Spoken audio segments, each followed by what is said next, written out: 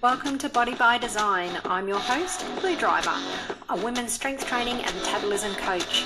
I went from years suffering hormone imbalances, looking soft and bloated, to symptom-free and building muscle for a toned athletic physique.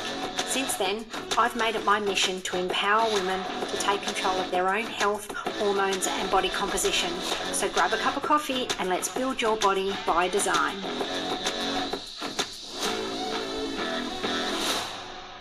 Welcome to the Body by Design podcast, everyone. And I am on a roll this morning, racking out a few podcasts in a row. So I actually did put a question box up on my Instagram and Facebook. And one of the questions that someone wants answered, and I thought is a great podcast topic because I get this question a lot, is how do I know what my macros and calories are? And someone even went as far as to say in this question box is because I've used the online calculators and they all give me a different number, which is very true. There's lots of different formulations out there that you can use. And your current body composition can also change the outcome as well. So what we want to do is work out, hair's gone crazy. Sorry, people. There we go. What happens with these calculators is they're estimating, they're taking your height and your weight, and they work out your basal metabolic rate, which is if you were to lay down still and not move, how much energy are you burning to stay alive?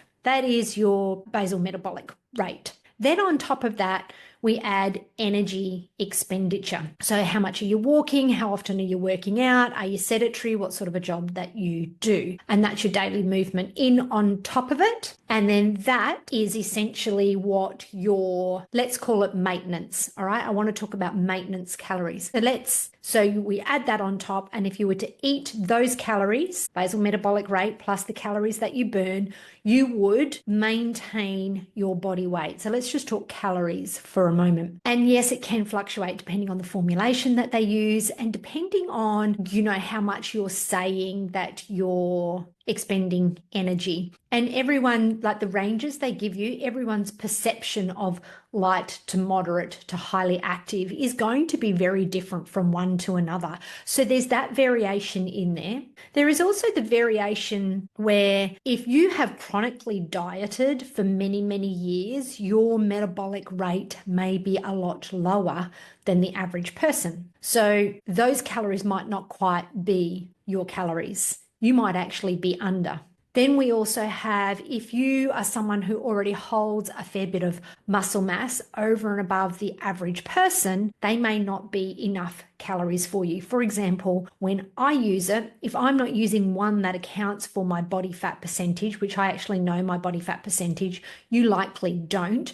But when I use a calculator, I need to use one that has my body fat percentage in it because I hold more muscle than the average woman. More muscle burns more calories. So if I used a basic calculator, it would actually tell me around 1900 and I actually eat around 2350. So my calorie base is very different because of the amount of muscle that I hold. So how do you work it out then? How do I know that my calories are 2350 just because I hold a lot more muscle mass? The first thing you want to be able to do is work out your maintenance. And these calculators, as I won't say inaccurate, but they're very much the average of the common herd. It's not specialized to you, so they're not going to be spot on.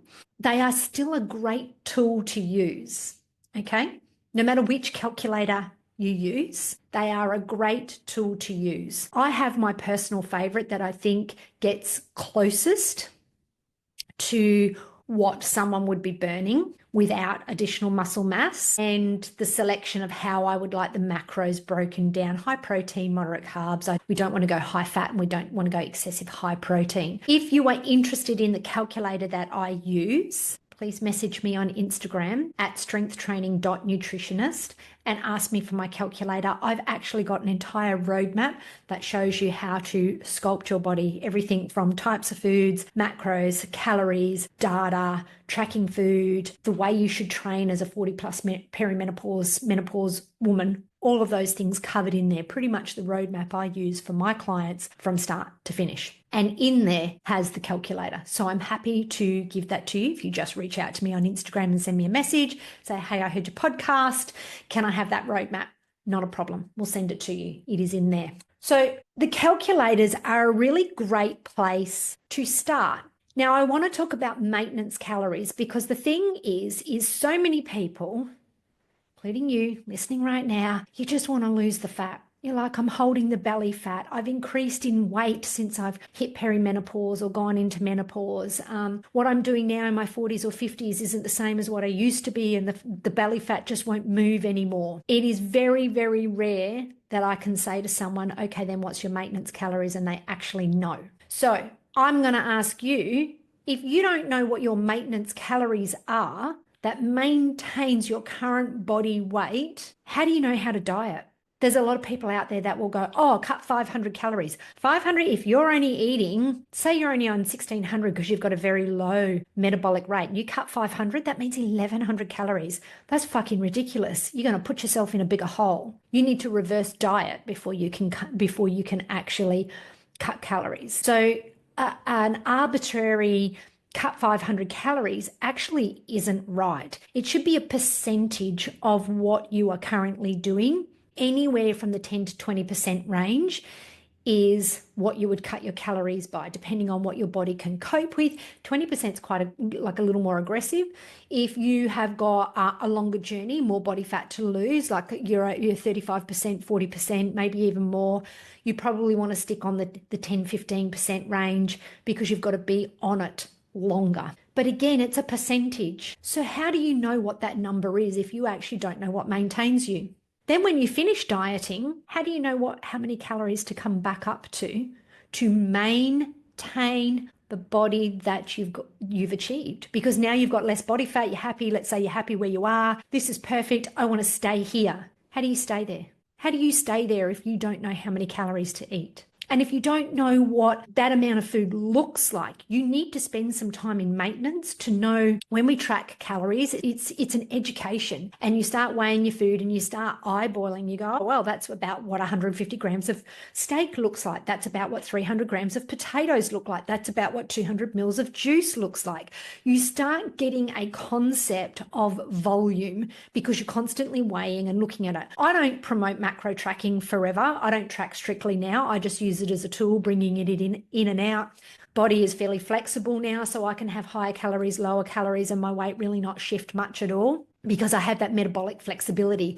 My macros can be a little bit different. I can go higher fat one day and a bit lower carbs another day. Those sorts of things, higher carbs, depending on how I feel, and my body is fairly flexible. As long as I'm within a range of my maintenance calories, my body has that flexibility. So I can go out, eat dinner, have a larger meal, and then just go back to my normal calories, and really it doesn't impact me. If I was to do that every single week, then overall my calories would be more. So obviously I couldn't. But you get to a metabolic flexibility. But before you get there, you actually have to understand what maintains my body. Because if you go on a diet and you like where you are, and then you just start eating food again and you don't understand how much to eat for your body, you're just going to gain it all back. It's as simple as that. You'll eat too much. They did a study with a split between dietitians, qualified dietitians, and just an everyday person, and went, eyeball your food.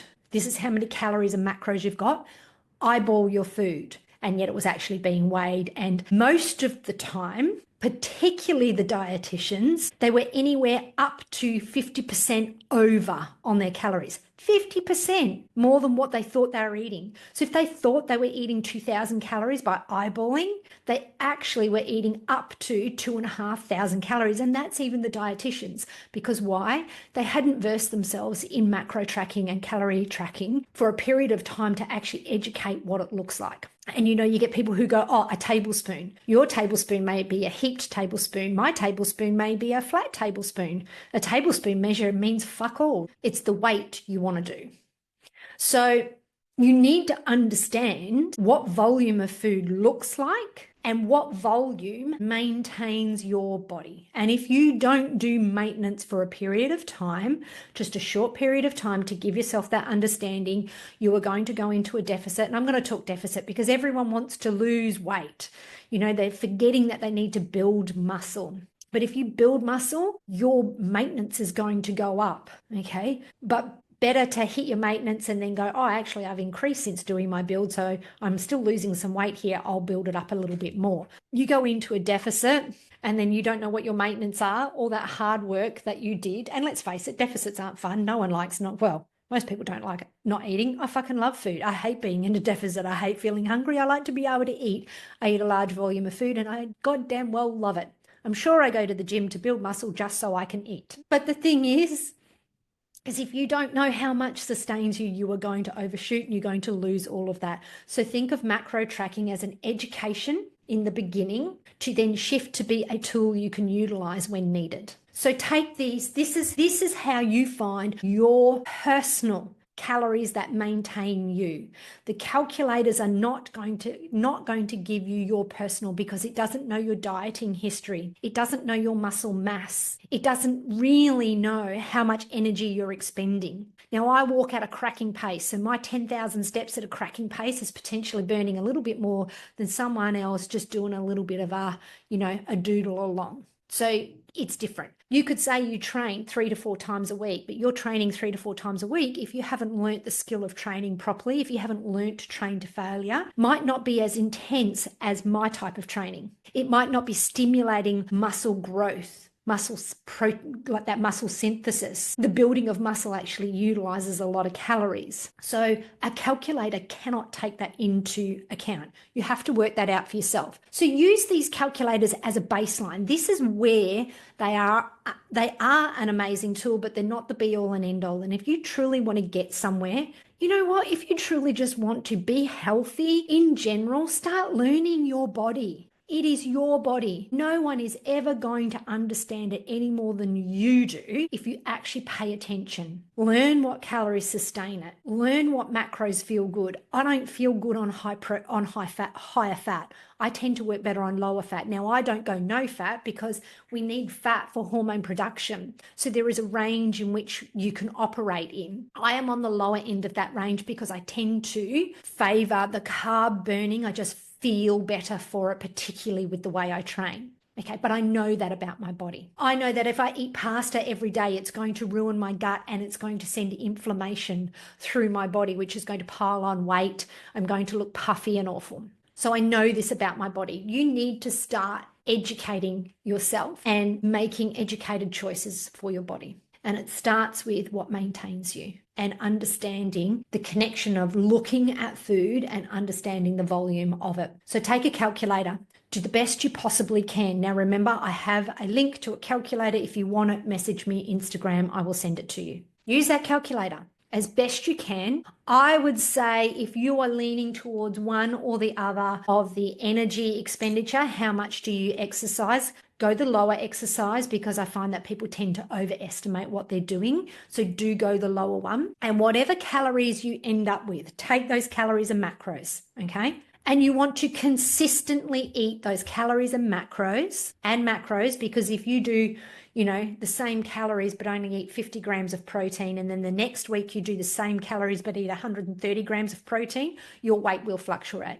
Protein will always help you lose weight more. So you do need to stay within your calories. At least do calories and protein, hit those and keep those consistently. You can have a little bit of fluctuation between, a little bit, not a lot, but you can have a little bit of fluctuation between carbs and fats. But ultimately you're looking for, if you can consistently hit your calories and your macros for 2 to 3 weeks. Consistency is the key. You want to weigh your food. Stop using one banana as a tracker. By the way, if you don't have a tracking app, I love Chronometer. I can send you a link if you ever, the free version's great. If you want the paid version, the link, and you use my link, you actually get a discount on it. So feel free to ask me for the link. It's also in the roadmap that I've been talking about that I have. And the roadmap will also lead you to a Facebook group that I hold, Midlife Hot and Sculpted. If you're looking for it, you can come and join. And you can also ask all questions about the roadmap in there. And any more in-depth, if there's something on here that you go, oh, but I've got a question about that, come to the Facebook group and ask me. So what you want to do is you want to hit them as consistently as possible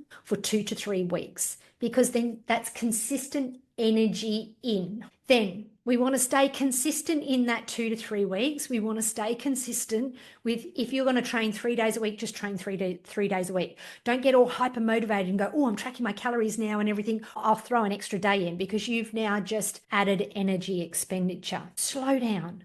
Stop looking for instant gratification and actually spend some time understanding your baseline. And you need to do 2 to 3. I would argue 3 weeks is better, but you need to do 2 to 3 weeks of consistency of whatever it is, and whatever is sustainable as well. I say train 3 to 4 times a week. If 3 is only achievable, then stay at 3. Don't try and up it to 4, because that's not sustainable. You're looking for what is sustainable. So your calories and macros, the number of times you train per week, and your steps. I highly recommend 8 to 10,000 steps. 10,000 to 12,000 for someone who's training and really wants to live a lean body lifestyle is better. 8,000 is the minimum that any everyday person should be doing, given that we sit at fucking desks all day long predominantly. I know there are other jobs out there, but most of us are very sedentary these days. And I know 8,000 steps might seem a lot if you're currently only doing 4,000. But I do highly recommend getting yourself to a point of 8,000 steps. However, if your steps are currently only 4,000 and you don't, in the next 2 to 3 weeks, you don't feel like that's a place that you can shift at the moment, just keep your steps the same as what you're doing now. Consistency is what we're looking for in this period. We're not looking for the quick losses. We're not looking for a diet. We're looking to work out what maintains you. Spend 2 to 3 weeks doing that. So steps the same, training the same, and energy going in is the same. Then you are going to track data. Now, if you are training and you actually start fueling yourself properly, say you've been an under-eater and now you're fueling yourself even better because you've used the macro calculator and you're eating more food and your macro splits better, you might actually start gaining muscle. So you might see the scale going up and you're going, oh my God, all of a sudden I'm putting on weight. It must be too many. I must slash. Well, hang on. We need to pause for a moment there. The scale weight is not the only thing that we should be using, because if you are actually now building muscle, you're going to put on weight, okay? On the scale, that is, it's going to go up because you're going to have inflammation as the muscle goes through its muscle damage and then repair and muscle synthesis. There's going to be inflammation in there. There's going to be additional muscle. So the scale may look like it's going up. What we actually need to track a couple of other markers to help us determine, is this body fat going on, as in I have excess calories going into what I'm expending. So it's all about calories in, calories out at this point. I know there's the whole hormonal thing as well. And I am absolutely a believer in hormones, weight loss resistance and all of that sort of stuff. But if you haven't done any of this first, you've got no idea if it actually is weight loss resistance or not, or if it is your hormones affecting your weight gain. So we need to get the baseline first. So we do want to track our weight. Stop freaking out at the daily fluctuations. I can put on 0.5 kilo to 1 kilo just after a massive leg day. The scale will go up and then it comes back down the next day, but I don't panic when the scale goes up. If I have a meal that's got a little more salt in it, the scale will actually go up. If I didn't drink quite as much as I normally do the day before, the scale will go down because of hydration. So though we are trying to keep things as consistent as possible, there can be those daily fluctuations. So though we record our daily weight, what we're actually looking for is the weekly average. So you weigh yourself every day, add it up, divide it by 7 days in a week. And that is your weekly average. If you happen to miss a day and you've only got 6 weights there, add it all up, divide it by 6. You're looking, but the more if you can do it every day, it's going to give you more accurate data. And you're actually looking for a trend of your weekly weight. So you've got do your starting weight. Just step on the scales, look at the starting weight and go, right, that's my starting weight. And then you do your first week, what is your weekly average? And then you do your second week, what is the weekly average? And then maybe you want a third week, depending on what results you're getting. Now, that is one way to do it. That is one data point. If the weight is going up, you are in surplus, potentially in surplus of calories. If the weight is going down, you are potentially in a deficit and need more calories. But there are other things to look at. So when I talk about, if you're actually starting to build muscle, what would happen is potentially the scale is going up or staying the same, but your measurements are coming down. You're going to measure your small waist, your belly button waist, your hips, glutes, and thigh.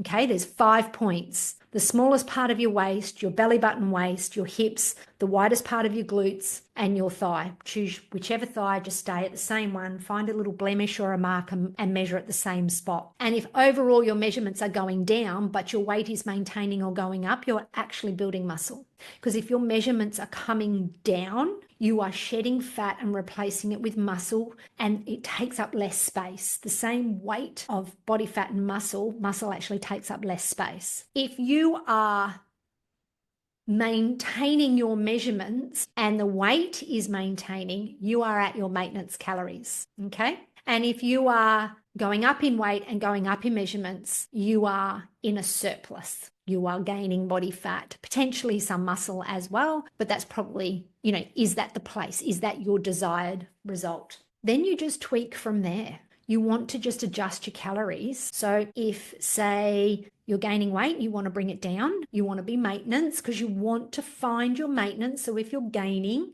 drop it down, 100, 200 calories. Okay, now what does it look like? Just keep your protein, just adjust your carbs and your fats a little bit, usually carbs mostly, but it's only 100, 200 calories. It's not a lot. If you are losing weight, I encourage you, and I get that you probably want to lose weight. That's most women are going, I need to lose weight.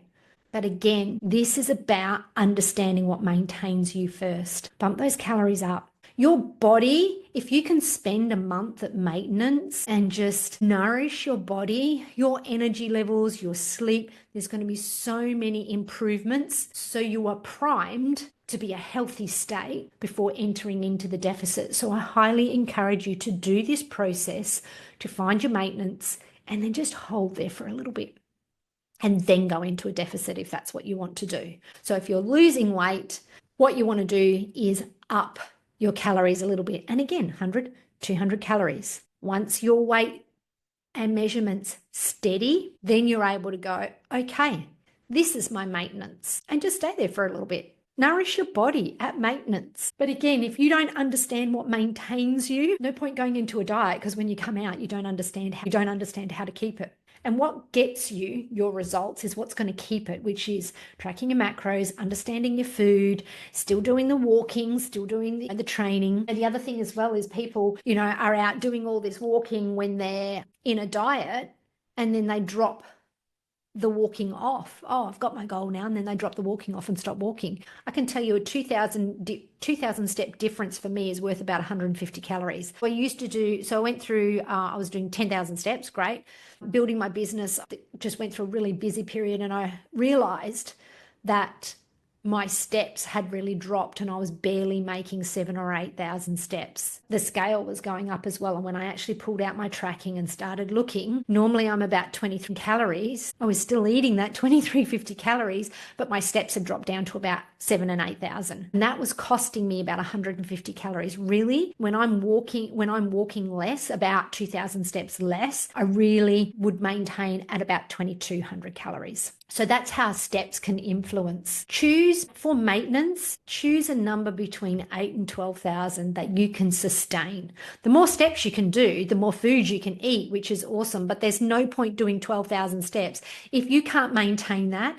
And if you don't have the ability to increase in a deficit, because in a deficit, you don't just have to cut food, you can actually up your step count. So if you're someone who's only doing 10,000 steps and you want to go into a deficit, initial point might be drop your food. And then as the food gets lower, you might go, okay, rather than and you have a bit of a metabolic adaptation, rather than going, I'm going to drop my food even more, you might go, hey, I'm just going to up my steps, 12,000 steps now. And that will give it a push along again, because it's more energy expenditure, but you're saving the nutrients going into your body, the volume of nutrients going into your body. So steps can be a trigger to pull in a deficit. So at maintenance, you want, a nice amount that is easy for you to maintain on a daily basis. Anywhere between, I say, 8 to 12,000 is a great place to be flexible. If you're doing less than 8,000 steps, you really need to be working and putting yourself in a position where you're getting 8,000 steps, because just for general overall health, and this is the whole transformation, muscle building,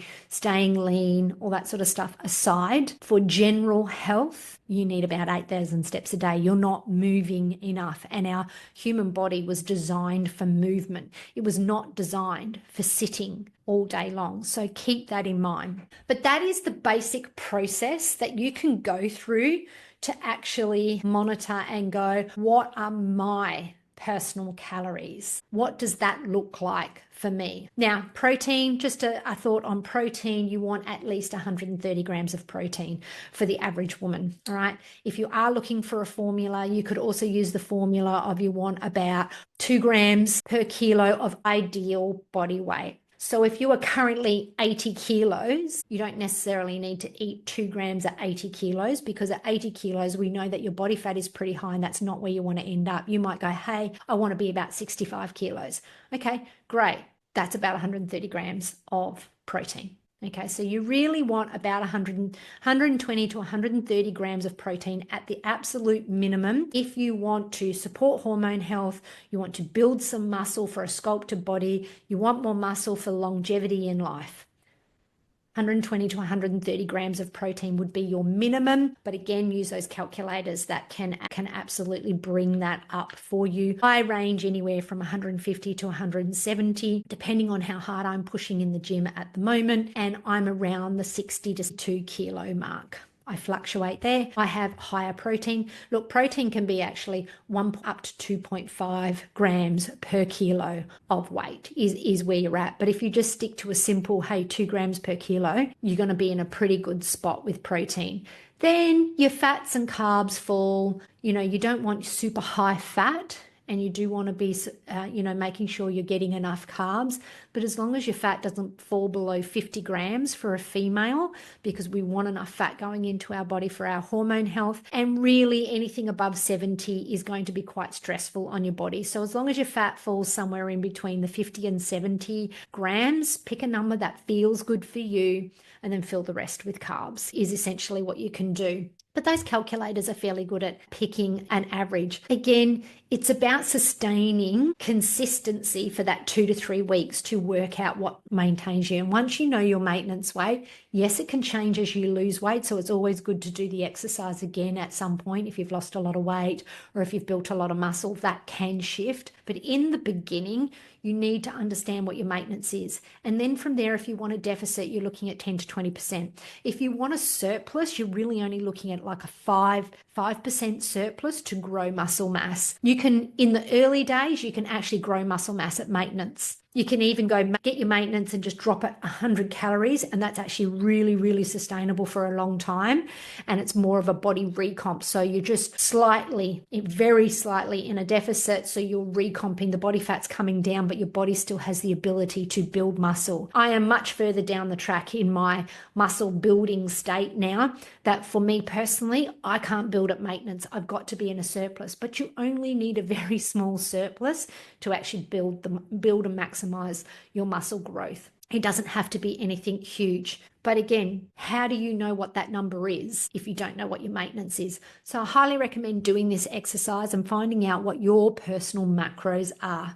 If you want any more help with this, reach out to me on Instagram via strengthtraining.nutritionist or on Facebook, Lou Driver. I have a Facebook group, Midlife Hot and Sculpted. And again, reach out to me. I've got a roadmap and I am always happy to chat with you in DMs. If you found any of this helpful today and you feel like that this is something you could definitely use, please take a screenshot of the podcast, share on Instagram and Facebook, and tag me at strengthtraining.nutritionist. And I'll see you next week.